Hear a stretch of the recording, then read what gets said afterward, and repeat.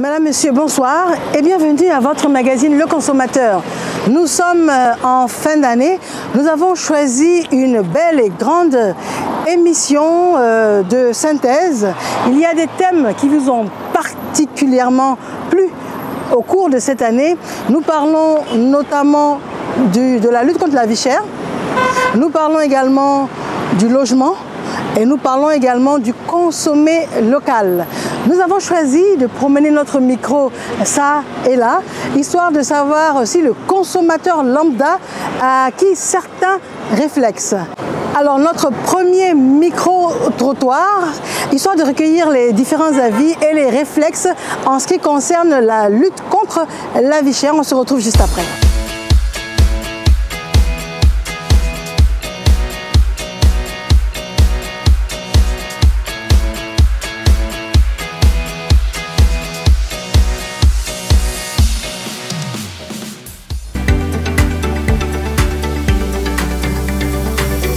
Cela ne signifie pas que manger de n'importe quoi. On peut manger des trucs qui sont bien, mais qui ne sont pas aussi coûteux que ça. Que dans notre quotidien, nous aspirons tous à consommer moins cher, mais de qualité. Franchement, moi, j'en peux pas le producteur. Alors, je ne vous cache pas que je suis une consommatrice du moins cher. Parce qu'en général, quand je viens dans un supermarché ou dans un endroit où il y a des ventes, je regarde un peu tout ce qu'il y a comme prix. Je recherche le moins cher, mais quand même de la qualité, pas rechercher du moins cher pour du moins cher. Je recherche des qualités à bon prix, mais une bonne qualité quand même. Voilà, c'est ce que je peux dire. Je suis moins cher, mais pas consommer moins cher pour du moins cher. Tout dépend des aliments. Hein. Voilà. Il y a la nourriture qui sont moins chères. Il n'y a pas de problème, tu peux manger. Mais il y a la nourriture aussi qui sont chères, mais on ne peut pas bien la nourriture. Ça évite aussi beaucoup de maladies aussi. Bon, d'abord la qualité, et puis le prix. Et puis l'endroit aussi. Il y en a qui, ça coûte cher, mais c'est la qualité. Et puis c'est un endroit où, bon, quand vous achetez, vous pouvez garder un peu plus longtemps. Bon, en moyenne, je parcours différents supermarchés. Donc ici, je ne vais pas donner de nom pour ne pas faire de publicité. Je parcours différents supermarchés, donc je regarde un peu les coûts de ce que j'ai l'habitude d'acheter mensuellement au niveau des protéines, surtout du poisson, parce que moi je consomme plus de poisson que de viande. Donc du poisson et des produits vivriers. Je demande les différents prix, voilà, je compare les prix. Celui qui est moins cher, c'est là-bas je m'oriente. D'accord. Et vous comparez les prix en magasin, supermarché, au marché, comment vous faites? Au marché et au supermarché. Bien sûr que oui. Personne n'aime la cherté. Tout le monde aime vraiment la facilité de pouvoir se procurer des produits à se nourrir. Après l'avis donc pour ce micro-trottoir du public, je vous propose de voir à nouveau un extrait de cette émission, celle sur la lutte contre la vie chère. Mariam rappelait que le Conseil des ministres, en sa séance du mercredi 21 juillet 2021, a arrêté un certain nombre de mesures dans le cadre de l'évolution des prix d'un certain nombre de produits, répondant ainsi aux préoccupations des Ivoiriens. Et l'une des mesures proposées par le gouvernement est la rencontre des différents acteurs des filières concernés, notamment la filière bétail, où nous avons eu à rencontrer les marchands de bétail, les chevillards, les bouchers détaillants, tous les principaux responsables de cette filière. Et également, nous avons eu à rencontrer le groupement des importateurs de riz en Côte d'Ivoire, parce que la Côte d'Ivoire importe chaque année plus de 1 300 000 tonnes de riz de grande consommation. Nous avons également, dans le cadre de nos séances de travail, rencontré la filière boulangère, blé-farine, notamment les meuniers, pour ceux qui sont donc les industriels de la farine, et également les boulangers qui sont ceux qui fabriquent le pain.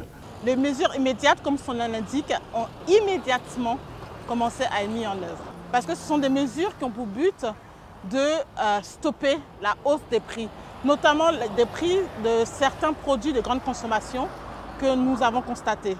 Donc ce sont des mesures, par exemple, pour être concret, si vous regardez la mesure qui consistait à rencontrer filière par filière les opérateurs économiques, cela a été fait en intégralité. Nous avons rencontré l'ensemble des acteurs des produits concernés, des produits qui ont connu une hausse de prix, qu'il s'agisse des secteurs de l'huile, de la farine, de la viande ou encore du riz.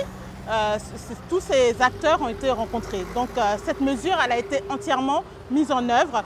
Nous avons rencontré, nous avons discuté, nous avons compris la préoccupation et des mesures ont été prises. Si vous prenez la mesure d'encadrement des prix, qui fait partie aussi des 8 mesures immédiates, un travail a été fait et des recommandations ont été envoyées au gouvernement pour prise de décision en ce qui concerne l'encadrement des prix des produits spécifiques, le riz, l'huile, la farine ou la viande de bœuf. Donc c'est une mesure également qui est en cours d'exécution. Si vous prenez les mesures comme la révision de la norme NI sur le pain, c'est également une mesure qui est en train d'être exécutée. Nous avons rencontré Codinorm, qui est la structure en charge de la révision de la norme. Ce travail est quasiment achevé parce qu'il s'agit de permettre d'introduire les farines locales dans la production du pain. Donc cette révision elle est en cours. Codinorm nous a rassuré que la nouvelle norme, la norme révisée, donc qui va permettre à nos boulangers de proposer du pain à caractère local, sera disponible en septembre. Donc l'ensemble des mesures immédiates sont en cours d'exécution. Vous avez été nombreux à suivre cette émission, vous avez été nombreux à opter pour l'autoconstruction et certains d'entre vous ont également opté pour la promotion immobilière. Je vous propose de prendre l'avis du grand public à travers ce micro-trottoir. Je suis partante sur les deux parce que lorsque vous partez sur une promotion immobilière, vous avez déjà quelque chose qui est caricaturé, c'est-à-dire un modèle, avec certes la possibilité de faire des modifications. Et là, si vous avez l'opportunité d'avoir un terrain, vous avez la possibilité vraiment de vous exprimer sur le terrain. C'est vrai que ça coûte beaucoup plus cher, ça demande beaucoup plus de temps, mais bon, ça nous permet de rêver aussi. Chacun veut avoir chez lui. Et en cherchant à aller vers les immobiliers, je crois que c'est encore plus difficile, mais en souffrant pour avoir, tu sauras où mettre ton argent. Donc en souffrant pour avoir quoi, le terrain? En souffrant pour avoir l'argent. Pour acheter le terrain ou bien pour acheter le terrain. Parce que souvent, on sait ce qui se passe par rapport au terrain. Qu'est-ce qui se passe? Bon, il y a des complications surtout pour faire les papiers des terrains, c'est souvent tout un problème. Et on le sait. Voilà, donc la solution, c'est quoi? La solution, pour moi en tout cas, c'est pas seulement à Abidjan, il faut chercher à construire. On vient construire notre vie ici, mais arrivé à un certain âge, il faut chercher à construire à l'intérieur. Parce qu'après la retraite, je crois que tu peux t'asseoir là-bas tranquillement, il n'y a pas d'amèdement. Bon, je vais opter pour une entreprise immobilière. Pourquoi? Parce qu'ils sont plus outillés, ils s'y connaissent. Par contre, moi, je n'ai pas de connaissances en construction et autres. Non, la promotion immobilière. Pourquoi? Bon, là-bas, je veux dire que c'est plus garanti. Comment? Voilà, parce que là, je me dis que c'est déjà construit. Moi, tu as tous les papiers quand tu finis de payer. Voilà, donc je trouve que c'est encore mieux. Et l'autre cas, qu'est-ce qui vous inquiète là-bas? L'autre cas, ce qui m'inquiète très souvent, sur les terrains, là, il y a un peu trop de discours. Souvent, vous êtes 2, 3 sur un terrain. Donc, je me dis que quand tu vas déjà chez les immobiliers, c'est encore plus rassurant, quoi. Achat direct, compte tenu du contexte actuel, parce que j'ai déjà fait un peu le tour de plusieurs promotions immobilières. Il n'existe plus par exemple de location-vente concrète qui permettent aux revenus moyens d'avoir une maison. La plupart des promotions immobilières parlent de 3 ans, 36 mois pour payer des maisons allant de 40 à 50 millions. Bon, il n'y a pas beaucoup de personnes qui peuvent rassembler ce montant en 3 ans. Voilà, donc aujourd'hui c'est de pouvoir, dans la mesure du possible, avoir on va dire la liquidité pour acheter directement ou via un prêt. Sinon, l'idéal aurait été donc la location-vente. J'ai acheté une promotion. C'était une structure privée qui a été montée pour faire l'opération et puis bon, c'est tout. Les promotions aussi, effectivement, quand tu vas dans ton argent pour souscrire, la maison, effectivement, on peut te dire ça finit en 2 mois, ça peut pas démolir en 6 mois. Souvent, quand la maison finit, c'est une petite maison. Moi, ça tenait qu'à un moment, je préfère payer mon terrain, je construis ma maison tranquillement. Alors, donc, je ne suis pas encore propriétaire, mais j'espère en 2022 le devenir.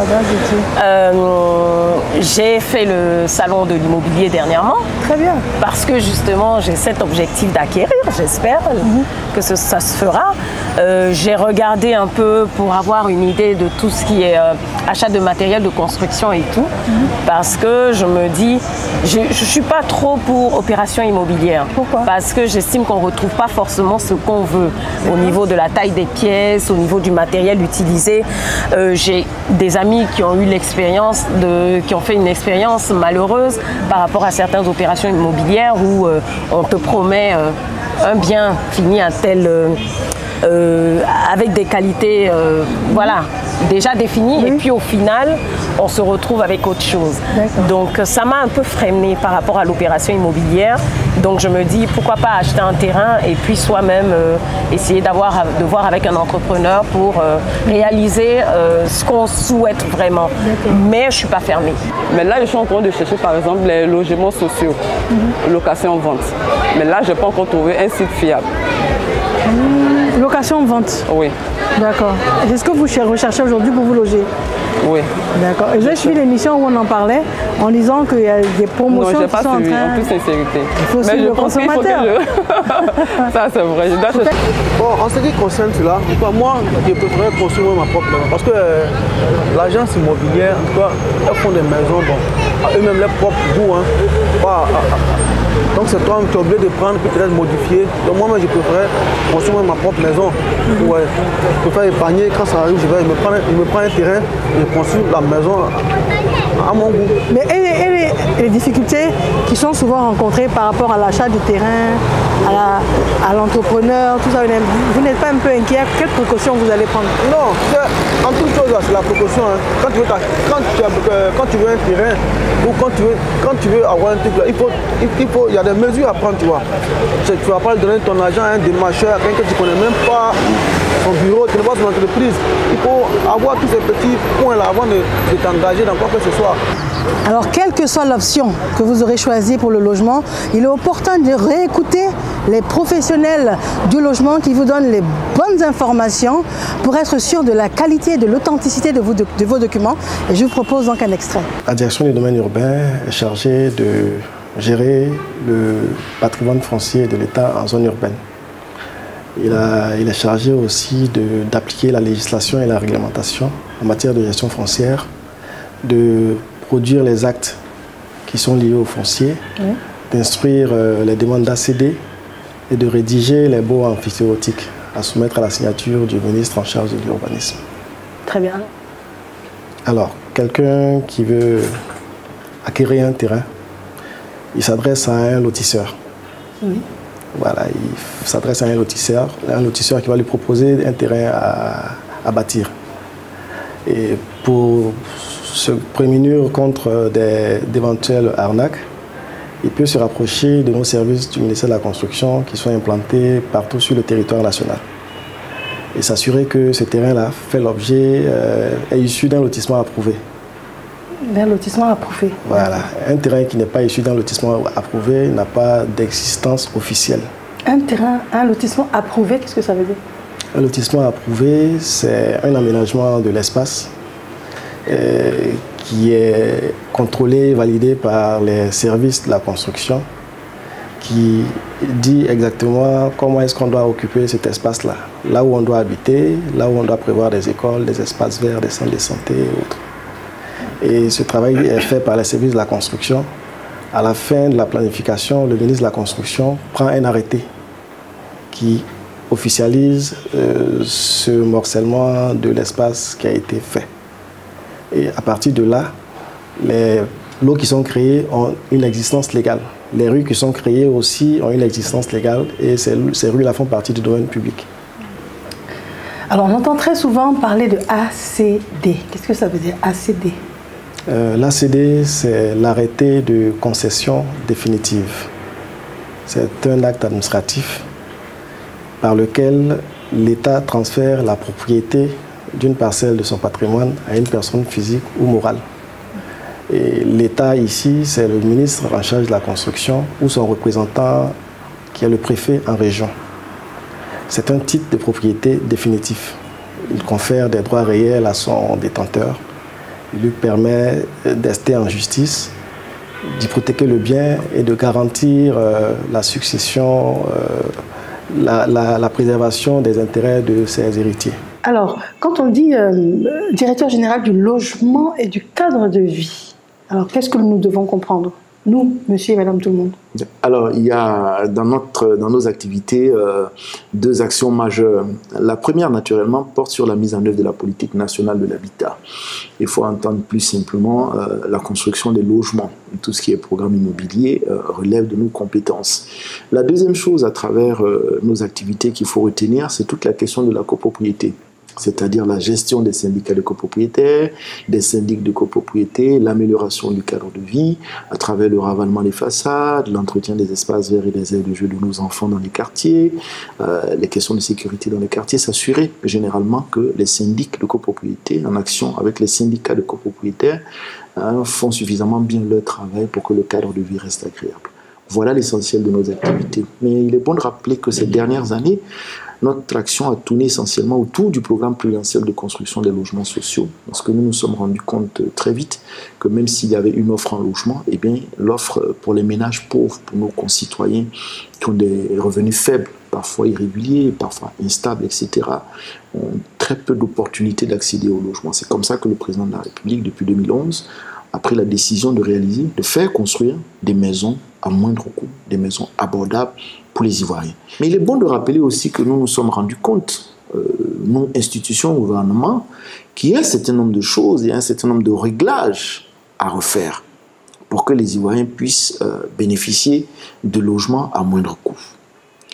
Le premier réglage, qui est le plus important, c'est de permettre à nos compatriotes d'avoir des maisons en passant par la location-vente.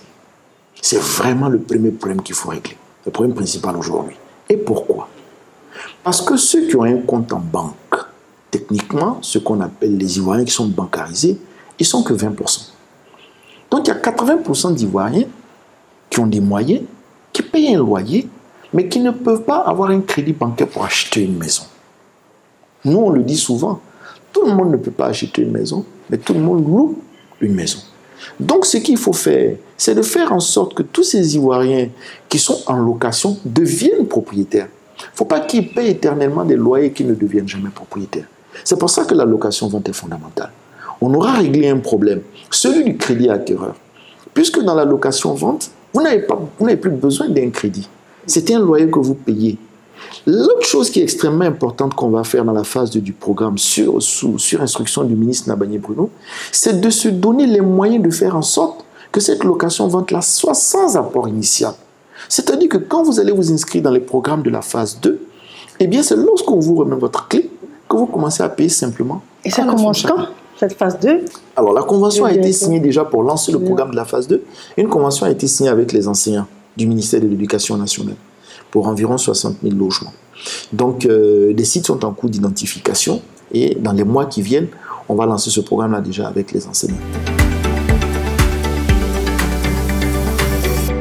Nous sommes en période de fête de fin d'année, consommer local, c'est normal. Qu'est-ce que l'on trouve sur nos marchés au mois de décembre? Nous avons bien évidemment proposé et puis promener le micro à travers la ville d'Abidjan pour recueillir vos différents avis. Je vous propose donc notre extrait. De nos jours, les produits sont un peu dénaturés et donc on aime consommer local. Quand on voit que c'est local, ça nous plaît parce qu'il y va de notre santé. Donc on préfère prendre tout ce qui est locaux. D'accord. Voilà. Très bien. Donc en fonction des périodes également, si par exemple c'est la période de la tomate ou si ça ne l'est pas, vous adaptez vos plats en fonction? En fonction. Parce que quand la tomate monte, quand c'est cher, on se rabat sur les pâtes de tomates. En entendant que les tomates en grains, que le prix diminue, que le prix baisse pour pouvoir en prendre. Et quand le prix baisse, on en prend une bonne quantité et puis on essaie de faire des congélations. D'accord. Voilà. On fait donc des conserves. On en prend en grande quantité pour pouvoir être au temps où il y aura pénurie, d'avoir un peu de réserve. Souvent quand c'est la période du gombo, là c'est un peu moins cher. Le prix est vraiment à bas. Très souvent, c'est ce qu'on fait. Quand c'est moins cher, on s'oriente là-bas. Je mets une priorité sur consommer local. Pourquoi? Parce que j'estime qu'on retrouve déjà de bonnes choses sur le marché. On a, sauf erreur de ma part, du local de bonne qualité et à bon prix. J'ai vécu longtemps en Europe, donc vraiment j'essaie de couper de tout ce qui vient d'ailleurs. Parce que je me dis qu'on a la chance d'être ici, on a la chance de retrouver des produits locaux, des produits naturels et à bon prix. Je ne vois pas pourquoi j'irais acheter du gingembre transformé alors que j'ai du gingembre naturel. Voilà, c'est vraiment, j'ai vraiment coupé avec tout ce qui est extérieur, sauf quand j'ai vraiment pas le choix. Voilà. D'accord. Donc ça veut dire par exemple, vous parlez de fruits de saison ou de légumes de saison. Donc ça veut dire que si on est dans une pénurie, parce que c'est la période qui le veut, vous prenez d'autres choses pour substituer ou bien? Ben oui, tout à fait, parce qu'aujourd'hui on ne retrouve pas des mangues. J'aime bien les mangues, mais j'ai essayé de prendre les mangues, comme ils disent, des retards et tout. C'est pas la même qualité. Du coup, j'ai arrêté les mangues et je consomme de l'ananas que je retrouve par exemple actuellement, ou d'autres produits. Bon, j'irai pas acheter des fraises ici, non, j'ai pas besoin de ça parce que ça coûte cher. Je vais compenser par exemple, je sais pas, des pastèques qu'on retrouve actuellement aussi. Et voilà, c'est un peu, en fait, je switch en fonction des saisons. Je vais pas forcément vouloir manger, comme je disais, une mangue, alors que c'est pas la saison. Donc je prends vraiment ce qu'il y a en fonction des saisons. Je préfère les produits locaux. Pourquoi? Si c'est bio, ça vient de chez nous. Bon, il n'y a pas trop de différence. C'est intéressant. C'est un peu plus cher, mais c'est de bonne qualité. Et puis, non, c'est bon. Consommation locale, dans tous les pays, c'est le même principe. D'accord. Alors, dites-nous la petite anecdote. Vous qui vivez aux États-Unis, vous achetez des produits ivoiriens aux États-Unis? Oui, je l'ai pas en tête, mais j'achète des produits africains. Il y a des magasins africains et on paye des produits africains là-bas. Oui, naturellement, parce que nous savons que l'État de Côte d'Ivoire s'attelle quand même à communiquer sur ces aspects. Et pour nous, en tant qu'Ivoiriens, il est important que nous puissions mettre en valeur nos produits, mais au-delà de ça, les consommer. Mais nous aspirons aussi à ce que nos produits soient de qualité aussi, en termes de fraîcheur, tout ça et de conservation. Bien sûr, moi-même j'adore tout ce qui est local, parce que j'aime la nourriture de chez moi, qui est le mozuko en dida en fait, c'est du foufou avec de la sauce claire. Moi j'adore. Le foufou, quand on ne trouve pas les ingrédients pour faire le foufou, vous faites comment? Bon, souvent, je dis à ma femme qu'elle aille au marché, qu'elle ne trouve pas, moi j'envoie de l'argent à l'intérieur à ma mère pour qu'elle puisse prendre et m'apporter à Abidjan. Comme on appelle ça, chez nous on appelle ça le ségré. C'est des chenilles là, des petites chenilles. Voilà, moi j'adore ça. Il est important de revenir sur la saisonnalité des produits, sur l'esprit du consommé local, favoriser les productions nationales également. Nous avons une belle émission à ce sujet et je vous en propose un bel extrait. Alors quand on parle d'union, 8 pays, une mission commune, consommer local, quel constat a été fait? Le constat est que, selon les données que nous avons, il y a la consommation locale est encore faible. Donc la structure, lorsqu'on regarde la structure de notre économie, nous voyons que les échanges intracommunautaires basés sur les produits locaux est très faible. Et donc ça a interpellé donc les autorités, et c'est cela qui fait que nous voulons travailler à relever le niveau d'échange entre les États et le niveau de transformation structurelle de notre économie pour que nous ne soyons pas un espace de consommation des produits qui viennent d'ailleurs, mais un espace de production, un espace de transformation, un espace de création de richesses pour l'amélioration des conditions de vie des populations de l'espace UEMOA. Point final pour cette émission, cette dernière émission de l'année. On se retrouve avec grand plaisir dès l'année prochaine. D'ici là, belle et fructueuse fête de fin d'année. Madame, monsieur, bonsoir.